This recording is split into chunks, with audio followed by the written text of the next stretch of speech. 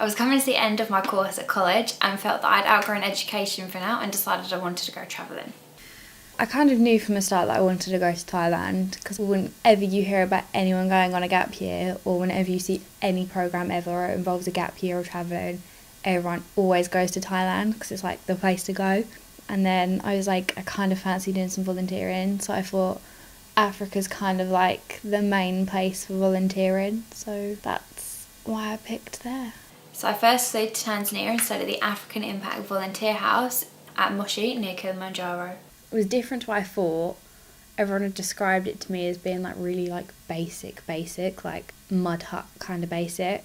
And I was like picturing it in my head, and I was like, right, there's going to be a hole in the ground to squat in, and I'm going to have a bucket to wash in. And then I got there and I had like my own shower. There was bunk beds and an actual toilet. And there was a kitchen with like tea and coffee, and I mean, you did have to make it yourself. There was no like coffee machines, and you had to stick it in a giant pot and boil it for like 15 minutes. But yeah, it was really good. The whole experience was great and the people were lovely. You're literally there for like a couple of weeks, and you don't feel like you've been there for a couple of weeks, you just feel like you've been there forever. And it's like literally everyone there, like they've just met you and they act like they've known you forever.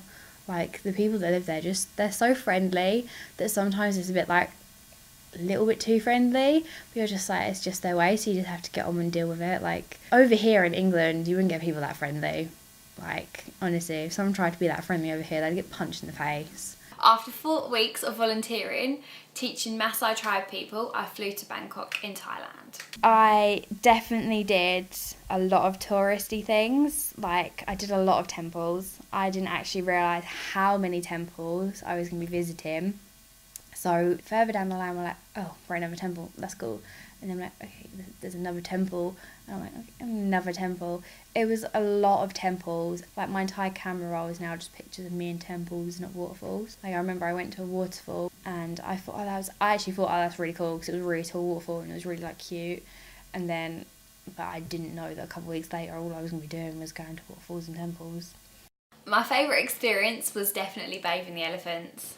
Oh, there was elephants in Thailand, so we went and we all got a basket of sugarcane.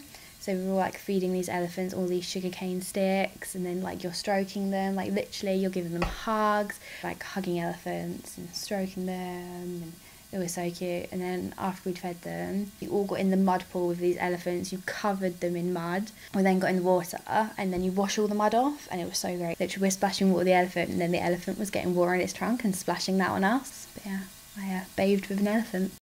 I've been told time and time again that I was very brave to travel on my own, but with all the people that I got to meet, I never felt that I was alone. So you're just sort of like all there together and you're getting on, you're all talking. I mean, those are the people that you're around like pretty much all the time. They're the only people that you know. I mean, most of them are actually English, so it was actually alright. But it's like you can connect with a lot of them because you're just like, oh, you're from England. Oh yeah, you're from, like, a lot of people that I met were from like roughly in England, but like in or around Essex. You can relate to similar things, so that was really good. I was just like a regular 18-year-old that just had some money, and I thought, do you know what, if I earn a bit more money, this is what I can do with it, and I can go away and do some things. So that's what I did. But everyone was like, oh, can't believe you're doing that, you know, Beka, the care kid, doing that. And I'm like, no, Beka's doing it.